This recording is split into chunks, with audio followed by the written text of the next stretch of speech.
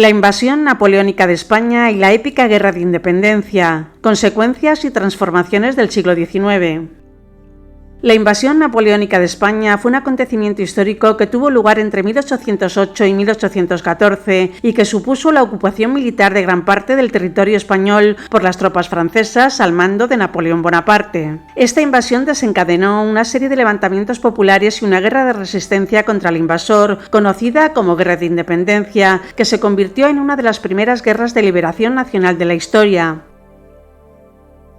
La invasión napoleónica de España se enmarca dentro de las guerras napoleónicas, un conflicto bélico que enfrentó a Francia contra la coalición de países europeos liderada por Gran Bretaña, que pretendía frenar las ambiciones hegemónicas de Napoleón. España, que inicialmente había sido aliada de Francia, se vio traicionada por Napoleón cuando éste decidió deponer al rey Fernando VII y colocar en el trono a su hermano José Bonaparte. La invasión napoleónica de España se produjo por una serie de causas que se pueden resumir en las siguientes: la rivalidad entre Francia y Gran Bretaña, que se disputaba el dominio de Europa y el comercio mundial, por lo que Napoleón intentó aislar a Gran Bretaña mediante un bloqueo continental que prohibía el comercio con la isla. Sin embargo, España, que dependía económicamente de su imperio colonial, se negó a cumplir el bloqueo y mantuvo relaciones comerciales con Gran Bretaña. También por la debilidad de la monarquía española, que estaba sumida en una profunda crisis política y dinástica. El rey Carlos IV era un monarca débil y desprestigiado, que estaba dominado por su favorito, el ministro Manuel Godoy. Su hijo, el príncipe Fernando, se rebeló contra su padre y lideró una conspiración para derrocarlo, conocida como el Motín de Aranjuez, que tuvo lugar en marzo de 1808.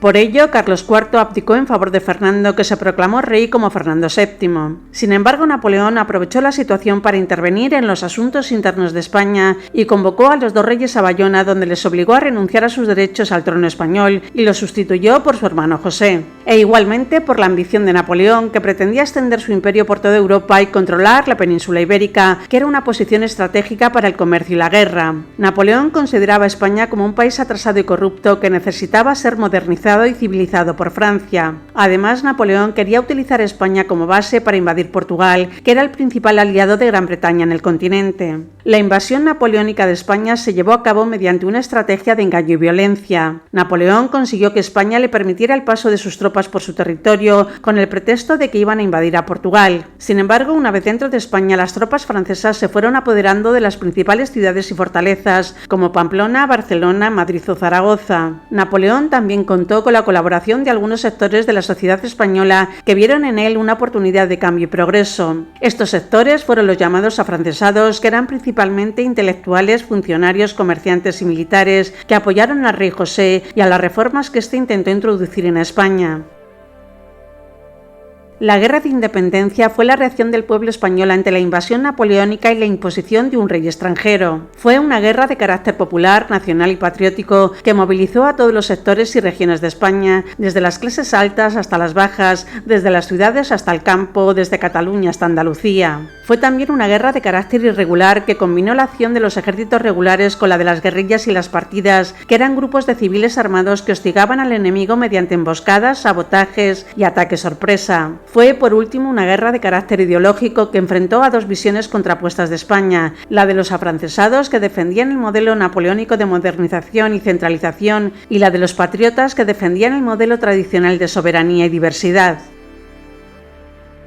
La Guerra de Independencia se desarrolló en 4 fases principales. La primera fase, de 1808 a 1809, se caracterizó por el levantamiento general del pueblo español contra los franceses, que tuvo su origen el 2 de mayo de 1808, cuando los madrileños se rebelaron contra la ocupación francesa y fueron brutalmente reprimidos. Este hecho provocó una ola de indignación y solidaridad en toda España, que se organizó en juntas provinciales y locales, que asumieron el poder en nombre de Fernando VII y coordinaron la resistencia contra el invasor. Esta fase también se caracterizó por las primeras victorias militares de los españoles, que contaron con el apoyo de Gran Bretaña, que envió tropas y suministros a la península. Entre estas victorias destacan las batallas de Bailén, donde el general Castaños derrocó al mariscal Dupont, y la de La Coruña, donde el general Moore frenó el avance de Napoleón, aunque murió en el combate. La segunda fase, de 1810 a 1812, se caracterizó por el avance de los franceses, que recuperaron el territorio perdido y sometieron a un duro asedio a las ciudades que que resistían, como Zaragoza, Gerona o Cádiz. Esta fase también se caracterizó por la convocatoria de las Cortes de Cádiz, que se reunieron en la única ciudad que quedaba libre del dominio francés y que elaboraron la Constitución de 1812, conocida como la Pepa, por haber sido promulgada el 19 de marzo, día de San José. Esta Constitución fue la primera de la historia de España y una de las más avanzadas de su época, ya que establecía principios como la soberanía nacional, los derechos y libertades de los ciudadanos y la monarquía constitucional. Sin embargo, la Constitución también generó una fuerte oposición por parte de los sectores más conservadores de la sociedad, como la Iglesia y la nobleza, que veían en ella amenazados sus privilegios y su influencia. La tercera fase fue de 1812 a 1813.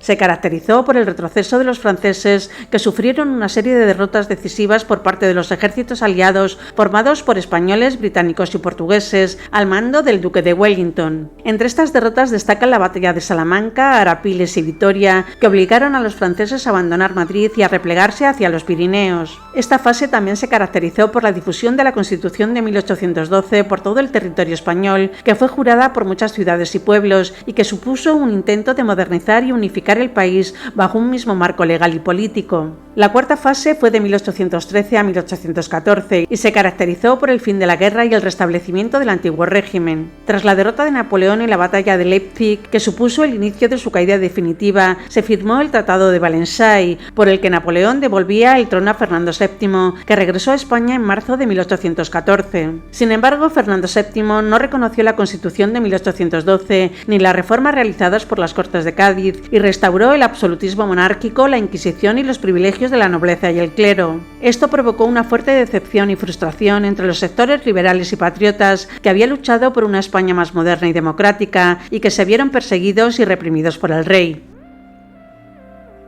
La invasión napoleónica de España y la guerra de independencia tuvieron importantes consecuencias políticas, sociales, culturales y económicas, tanto para España como para el resto de Europa y América en el siglo XIX. Entre estas se pueden destacar las siguientes: el surgimiento del nacionalismo español, basado en la defensa de la soberanía, la identidad y los valores tradicionales frente al invasor extranjero; una humillación para España, que tuvo que enfrentarse a un enemigo superior y a una traición de su propio rey; el desarrollo de un movimiento liberal que aprovechó la ausencia del rey para convocar las Cortes de Cádiz y redactar la primera Constitución española, que establecía la soberanía nacional, la división de poderes, los derechos y libertades de los ciudadanos y la monarquía constitucional; el inicio de la crisis del antiguo régimen, que se caracterizaba por el absolutismo monárquico, el feudalismo, el privilegio nobiliario y eclesiástico y la falta de modernización económica y social; un choque y una confrontación entre dos modelos de España: el modelo afrancesado, que defendía el progreso y la centralización al estilo napoleónico, y el modelo patriota, que defendía la tradición y la diversidad al estilo español. E igualmente supuso el estallido de las guerras de independencia en América, que se inspiraron en el ejemplo de la resistencia española y aprovecharon la debilidad de la metrópoli para emanciparse de su dominio colonial. La invasión napoleónica y la guerra de independencia supusieron para España, en definitiva,